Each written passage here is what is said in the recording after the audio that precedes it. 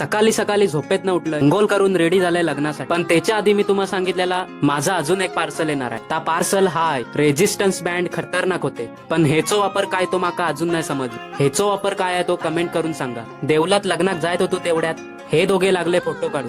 Photo काढूच्या नादात नवरो देवला लागे आयलो पण. आणि जितू अण्णान मंगल अष्टका एवढी भारी मतलांना की सगळे बघतच राहिले. लगीन झाला आणि मैत्री म्युझिकल वाले एवढे भारी बेंजो वाजवत होते ना, काय सांगू तुम्हाला. देऊल एवढा भरलेला ना की चालूक पण जागा नव्हती. कसो बसो देवलात आयलंय, सगळे विधी मस्त पार पडले. त्याच्यानंतर मी आयलंय जेव. त्याच्यानंतर मी घराशी आयलंय नि म्हटलं जरा झोपतय. झोपून उठलंय डायरेक्ट संध्याकाळी 5 वाजता. तशीच तोंडावर पावडर थापली आणि पावस लायलंय. इकडे काहीतरी चाचाचा काम होता. त्याच्यानंतर इकडे समोसो खाल्लो आणि घरची वाट धरली.